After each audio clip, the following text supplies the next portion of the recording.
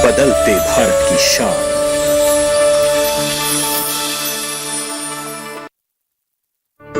गांव किसान के सह प्रायोजक हैं LIC, हर पल आपके साथ।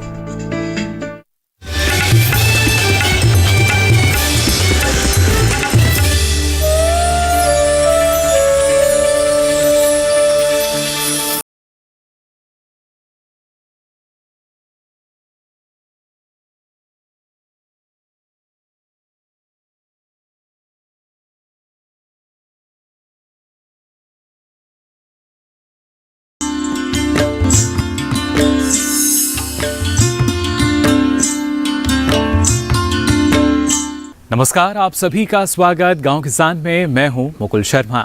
गांव किसान कार्यक्रम में लगातार आपको नई नई जानकारी हम देते हैं और आज भी कुछ खास जानकारी आपके लिए हम लेकर आए हैं। आज सबसे पहले आपको हम बताएंगे कृषि क्षेत्र में किस तरीके से मशीनरी का उपयोग हो रहा है और खासतौर से महिला किसानों के लिए अलग अलग कृषि यंत्र जो कि ईजाद किए गए हैं, कैसे उनके ज़रिए उनको लाभ भी मिल रहा है। साथ ही हमारा पशुधन में बात करेंगे, भेड़ पालन से संबंधित, और आखिर में आपको दिखाएंगे एक सफल और प्रगतिशील किसान की कामयाबी की दास्तां। तो चलिए शुरुआत करते हैं कार्यक्रम की।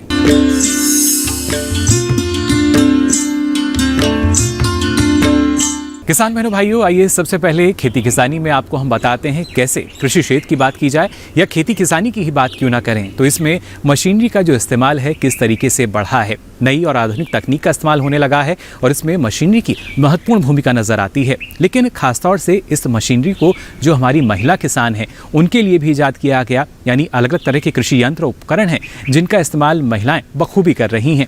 किस तरीके से उन्हें न सिर्फ कृषि क्षेत्र में मदद मिल रही है बल्कि इसके जरिए भी हमारा जो मशीनीकरण है वो भी बढ़ रहा है। इस पर आइए नजर डाल लेते हैं हमारी इस खास रिपोर्ट में।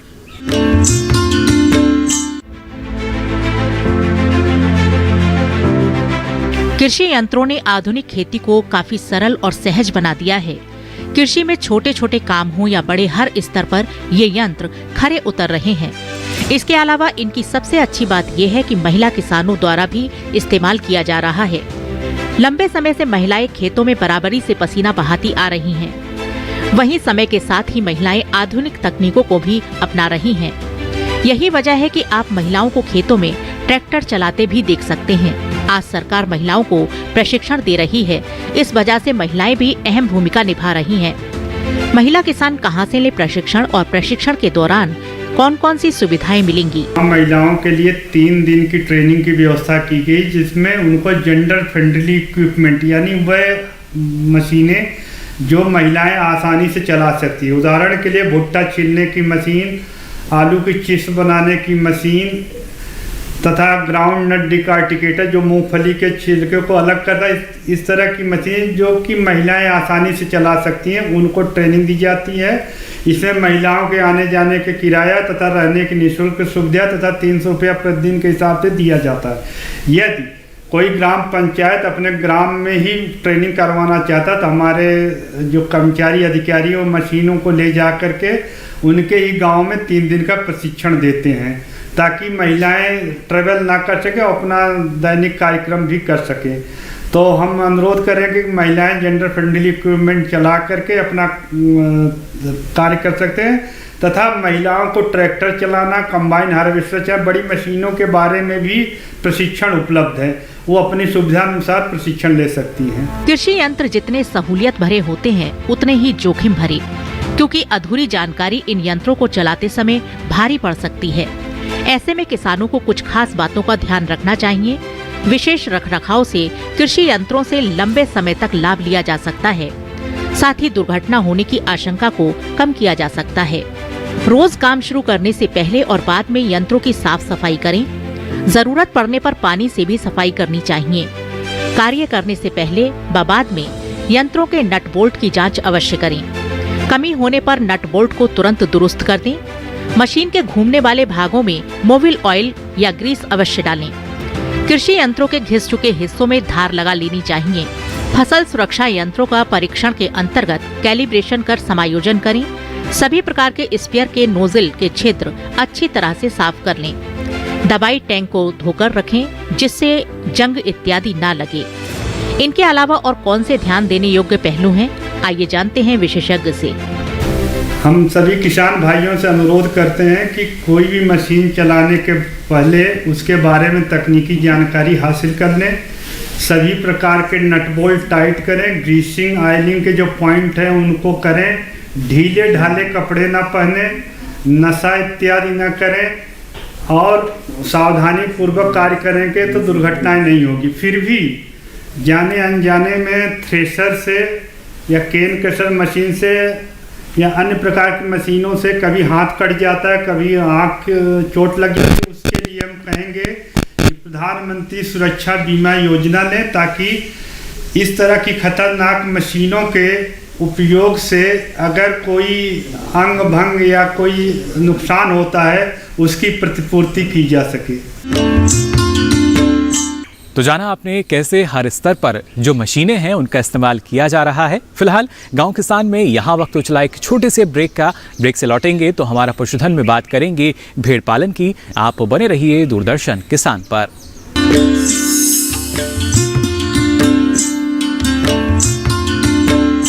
मुझे जॉब छोड़ा फिर भी सुकून। ब्रो, नए चैलेंजेस नए मौके लाते हैं। अच्छा, सीरियसली राहुल, मेरा पूरा घर now it's an online retail store. देख, वाओ, लेकिन पैसे? कुछ साल पहले दिवाली बोनस को इन्वेस्ट किया था। और अब तो है LIC का यूलिप प्लान निवेश प्लस। एक बार इन्वेस्ट करो, इंश्योरेंस से सुरक्षा का लाभ और मार्केट की बढ़त का फायदा दोनों पाओ। One sec Rahul. Madam, you are double cool. हर जोखिम से निकल कर फसल आए, सुरक्षित हो जाए। फसल बीमा से हर किसान अब आत्मनिर्भर हो जाए। अब सूखा पड़े या बाढ़ आ जाए, कोई डर नहीं। अब ओले पड़े या कीट पतंगे फसल खा जाए, कोई फिक्र नहीं। अब कैसी भी आपदा हमारी फसल पे आ जाए, क्षति होने पर हमारे दावों का उचित भुगतान मिलता है, क्योंकि हमने लिया है प्रधानमंत्री फसल बीमा। बुआई से फसल कटाई तक हर जोखिम का दावा, न्यूनतम प्रीमियम पर अधिकतम भुगतान का वादा। योजना से हर साल जुड़ रहे हैं 5 करोड़ से ज्यादा किसान। अब आपकी है बारी। नजदीकी कृषि कार्यालय, सहकारी समिति, बैंक शाखा, अधिकृत बीमा कंपनी या जन सेवा केंद्र में स्वेच्छा से करा सकते हैं पंजीकरण। फसल बीमा पोर्टल या फसल बीमा ऐप द्वारा भी किया जा सकता है पंजीकरण। प्रधानमंत्री फसल बीमा योजना, आपकी फसलों का संपूर्ण सुरक्षा कवच। कृषि एवं किसान कल्याण मंत्रालय, भारत सरकार।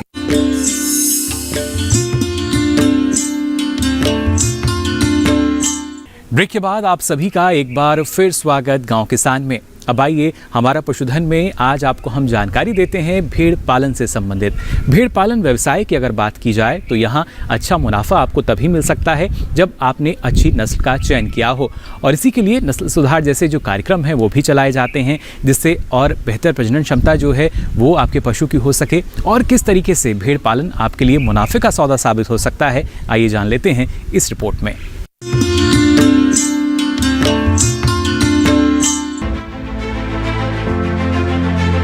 भेड़ बेहद साधारण सा पशु है। आर्थिक रूप से कमजोर पशुपालकों की जीविका में ये अहम भूमिका निभाता है, लेकिन बदलती जीवन शैली में ये पशु कहीं न कहीं अनदेखी का शिकार हो रहा है। 20वीं पशुगणना के अनुसार हमारे देश में भेड़ों की संख्या 74.26 मिलियन है, जबकि 2012 की पशुगणना की रिपोर्ट के हिसाब से 2007 से 2012 के दौरान भेड़ों की संख्या में 9% की कमी हो गई। भेड़ों की कम होती संख्या चिंता का विषय है, लेकिन विज्ञान इस चिंता को समाधान की ओर ले जाने के प्रयास कर रहा है, जिससे भेड़ में सहायक प्रजनन तकनीकों के इस्तेमाल से प्रजनन में सुधार और उत्पादन बढ़ाने की संभावनाएं पैदा की जा रही हैं। मध्य समकालन व कृत्रिम गर्भाधान तकनीकों को अपनाकर उन्नत भेड़ें पैदा की जा रही हैं। आइए जानते हैं कृत्रिम गर्भाधान और उसके लाभ के बारे में। कृत्रिम गर्भाधान तकनीक में नर से प्राकृतिक समागम की जगह मादाओं को प्रजनन नर से लिए गए वीर्य से कराया जाता है। इसमें वीर्य को मादा के गर्भाशय में कृत्रिम तरीके से पहुंचाया जाता है। आमतौर पर इस तरीके को सभी तरह के चौपायों के लिए इस्तेमाल किया जा सकता है। अच्छी नस्ल के नर पशु का उपयोग कर आनुवांशिक सुधार किया जाता है। भेड़ों में सामान्य गर्भाधान में जहां एक मेढ़ा दिन में 2 से 3 भेड़ों को ज्ञाविन कर सकता है, वहीं कृत्रिम में ये संख्या 30 से 40 तक हो सकती है। कृत्रिम गर्भाधान में कम समय में प्रजनन कार्य हो जाता है, जिससे भेड़ों के प्रबंधन में सहायता मिलती है। कृत्रिम गर्भाधान अपनाने वाले पशुपालकों को अधिक मेढ़े रखने की जरूरत नहीं होती। ऐसे में रोगों और बीमारियों पर आसानी से नियंत्रण पाया जा सकता है। आजकल कृत्रिम गर्भाधान का काफी उपयोग किया जा रहा है। भेड़ों के लिए खासकर मध्य समकालन तकनीक का प्रयोग किया जा रहा है। क्या है ये तकनीक, आइए जानते हैं। ये नियंत्रित प्रजनन के लिए एक प्रबंधन तकनीक है जिसमें सभी मादा पशुओं को एक साथ मद या गर्मी में लाया जाता है। फिर कृत्रिम गर्भाधान के जरिए अच्छी नस्ल के जन्म प्लाज्म को तेजी से प्रसारित कर नस्ल सुधार किया जाता है, जिससे उत्पादन क्षमता में इजाफा होता है। अब जान लेते हैं इसके फायदे। इसमें सभी भेड़ें एक साथ मद में आएंगी तो गर्भधारण और मेमनों का जन्म एक ही समय में होगा। इससे साल में जब मांस की सबसे ज्यादा मांग होगी तो समय पर पूर्ति और बाजार मूल्य अच्छा मिल जाएगा। इस तकनीक से पशुपालकों के समय की बचत होती है। मध्य समकालन तकनीक के बाद निर्धारित समय पर कृत्रिम गर्भाधान करवाने पर पशुओं में अलग से मद पहचानने की जरूरत नहीं होती है। इससे समय और मेहनत दोनों की बचत होती है। इस तकनीक से मेमने देने के 2 से 3 माह बाद भेड़ों को मद में फिर लाया जा सकता है। इस तरह एक भेड़ से 2 साल में 3 मेमने लिए जा सकते हैं। इन तकनीकों का इस्तेमाल करते समय विशेषज्ञ की सलाह अवश्य लें, जिससे जोखिम को कम किया जा सके।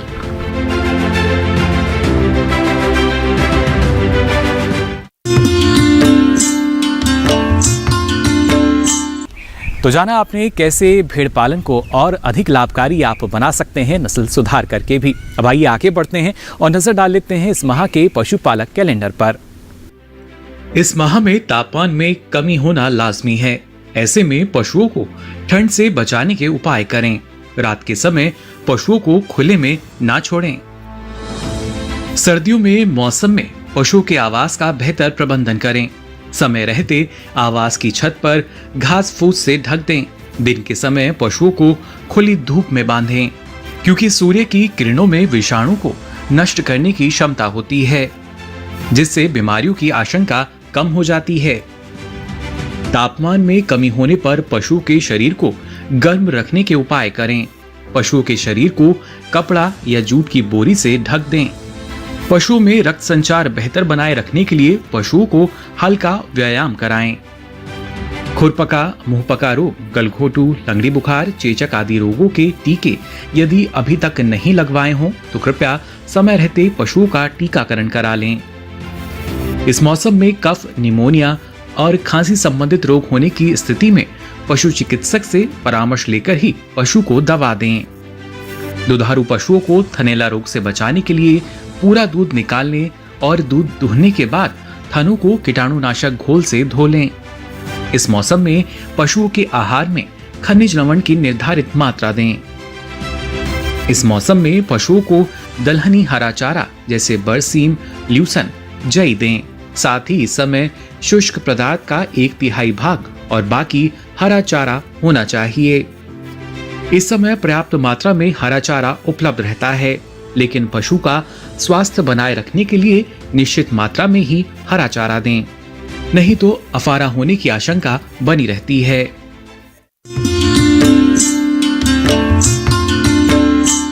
जाना आपने कैसे आप पशु को निरोगी और स्वस्थ रखकर अपनी लागत को कम कर सकते हैं। फिलहाल गांव किसान में वक्त हो चला एक और छोटे से ब्रेक का। ब्रेक से लौटेंगे तो बात करेंगे एक कामयाब किसान की दास्तां की। आप बने रहिए दूरदर्शन किसान पर।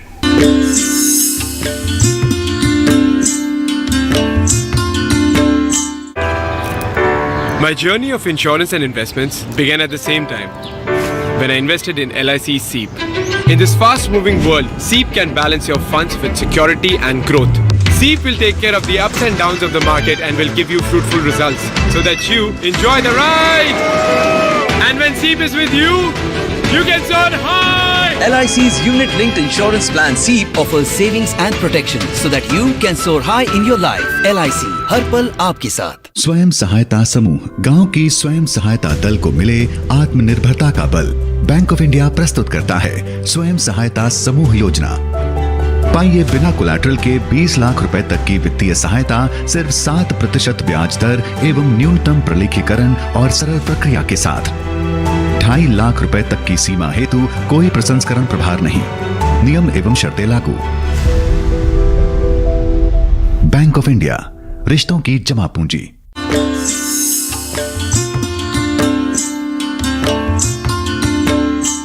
ब्रेक के बाद आप सभी का एक बार फिर स्वागत गांव किसान में। अब आइए आगे बढ़ते हैं और बात करते हैं एक सफल और प्रगतिशील किसान की। जी हाँ, जिनकी दास्ता जो है वो लगातार आपको हम दिखाते हैं और कैसे इनकी दास्ता अब शामिल हो चुकी है कामयाबी की दास्ता में।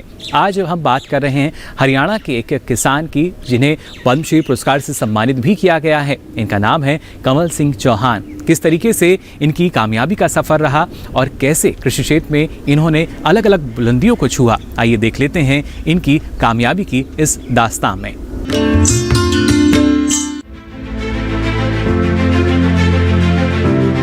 कृषि का दायरा असीमित है, इसमें किए गए प्रयोग निष्फल नहीं जाते। धरा में जी तोड़ मेहनत करने वाले किसान को देर सवेर ही सही लेकिन सफलता मिल ही जाती है। ऐसे ही एक किसान हैं कंवर सिंह चौहान जी, जिन्हें उनके गांव अटेरना में एक कामयाब किसान के तौर पर जाना जाता है। इतना ही नहीं, कंवल सिंह को खेती में किए गए कार्यों के लिए भारत सरकार ने पद्मश्री से भी सम्मानित किया है। हालांकि उनका ये सफर इतना आसान नहीं था। हर सफलता के पीछे संघर्ष भरी दास्तां और असफलता की कहानी होती है। कंवल सिंह जी के साथ भी कुछ ऐसा ही था। कंवल जी भी साधारण किसान परिवार से थे। उनका बचपन आर्थिक मजबूरियों के बीच झूलता रहा, जिसका असर उनकी पढ़ाई पर भी पड़ा। लेकिन हौसले मजबूत हों तो सफलता का रास्ता मिल ही जाता है। बचपन में पिता की मौत के बाद छोटी उम्र में ही जिम्मेदारियां उनके कंधों पर आ गईं और वो पढ़ाई के साथ 1978 से खेती भी करने लगे। खेती को आगे ले जाने के लिए बैंक से लोन लेकर धीरे धीरे उन्होंने साधनहीन खेती को साधन संपन्न बनाया। हालांकि एक समय ऐसा भी आया जब 40 साल की उम्र तक पहुंचते पहुंचते उन्हें नौकरी न मिल सकी। लेकिन इसे मेहनत का परिणाम ही कहिए कि आज उन्होंने कई लोगों को नौकरी दे रखी है। गांव के सबसे गरीब किसान परिवार में मेरा जन्म हुआ। बड़ा कष्टदायक था, किताबों तक के लिए पैसे नहीं मिलते थे, फिर भी मैं पढ़ा। क्लास में सबसे होशियार होने के कारण भी मैं जो है किसी सर्विस में, मैंने 84 से लेकर HCS तक के इंटरव्यू दिए हैं, पर मैं किसी में भी सिलेक्ट नहीं हुआ। ये मेरी किस्मत रही है। 40 साल तक की उम्र तक मेरे पास कोई खास काम नहीं था और अब मेरे पास इतना काम है कि मेरे पास ही 200 के लगभग आदमी काम कर रहे हैं, जिसमें इंजीनियर भी है, अकाउंटेंट भी है, CA भी है, सब मेरे साथ मिलकर काम कर रहे हैं। जब मैं पढ़ते हुए 10वीं कक्षा तक पहुंचा तो मेरे पिताजी की मृत्यु हो गई एग्जाम देने से पहले ही। तो एग्जाम तो मैंने दिए, उसके बाद मुझे खेती करना मेरा मजबूरी भी थी और जरूरी भी था, क्योंकि परिवार में खेती एकमात्र हमारा व्यवसाय था और परिवार में मेरे से बड़ा कोई सदस्य नहीं था। तो मैंने खेती करनी 1978 में ही शुरू की और साथ साथ में अपनी पढ़ाई भी जारी रखी। परंतु मुझे विरासत में अपने पिताजी से जो कर्ज मिला था, उस कर्ज को उतारने के लिए मैंने सोचा कि खेती को लाभदायक कैसे बनाया जाए। इस विषय में मैं सोचता रहा। खेती से जुड़े तानों वानों से उन्होंने पाया कि अगर सफलता पानी है तो आधुनिकता का दामन थामना होगा। 1980 में कंवल जी ने बासमती धान की खेती शुरू की, जबकि बाकी किसान गन्ने की खेती किया करते थे।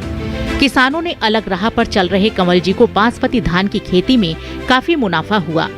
उनकी सफलता को देखकर बाकी किसान भी बासमती धान की खेती करने लगे। उनके इस सफर में उनकी पत्नी ने हर कदम पर साथ दिया और राह में आ रही हर मुश्किल का डटकर सामना भी किया। और सन 85 में हमारी शादी हुई थी। उस समय घर की स्थिति काफी अच्छी नहीं थी और ना कोई साधन था खेती करने का, या ना ट्रैक्टर था ना ट्वेल था।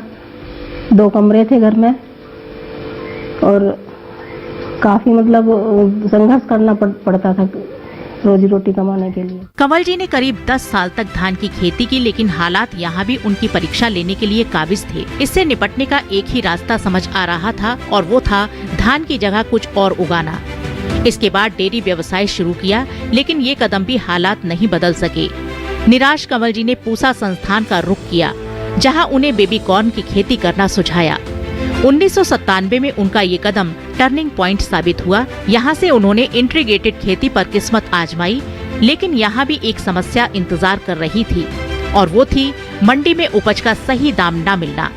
कंवल जी ने इसका भी समाधान निकाल लिया और सरकार और किसानों की मदद से 2009 में प्रोसेसिंग यूनिट लगाई, जिसमें baby corn, mushroom, sweet corn और टमाटर की प्रोसेसिंग की जाने लगी। इससे किसानों को ये फायदा हुआ कि जब बाजार में फसल के दाम गिर जाते हैं, तब उनकी उपज को नुकसान से बचने के लिए प्रोसेसिंग की जाती है। तो हमने सोचा कि क्यों ना एक प्रोसेस इकाई लगा दिया जाए जिसमें बेबी कॉर्न प्रोसेस हो, और सरकार ने, हरियाणा सरकार ने हमें प्लॉट अलॉट कर दिया उसमें हमने फिर बेबीकॉर्न के प्रोसेस की इकाई लगाई और 2009 में इस तरह से हमारी बेबीकॉर्न की प्रोसेस की एक इकाई शुरू हो गई। तो फिर हमने एक किसानों की सोसाइटी बनाई और सोसाइटी बनाकर किसानों को उससे जोड़कर उनका किसानों का जो बेबीकॉर्न है वो खरीदना शुरू किया और वो खरीद के बेचना शुरू किया ताकि किसान मंडी से बच जाए और किसान नुकसान में ना जाए। गरीबी से उठ के ये यहाँ तक पहुँचे हैं। इन्होंने बहुत मेहनत की है और बेबीकॉर्न की खेती की शुरुआत भी इन्होंने की है गाँव में। अब इन्होंने दूसरे लोगों को भी प्रेरित किया और अब वो लोग भी बेबीकॉर्न की खेती करते हो जिससे हमारे गांव का नाम रोशन। आज कंवल सिंह जी के साथ करीब 500 किसान काम कर रहे हैं, जिसमें हर किसान की समस्या को सुना व समझा जाता है और उनका हल भी निकाला जाता है। कंवल जी के कृषि में योगदान को देखते हुए उन्हें परामर्श के तौर पर भी आमंत्रित किया जाता है। इतना ही नहीं, उन्हें कृषि के क्षेत्र में बेहतर कार्य करने के लिए पद्मश्री से भी सम्मानित किया गया है।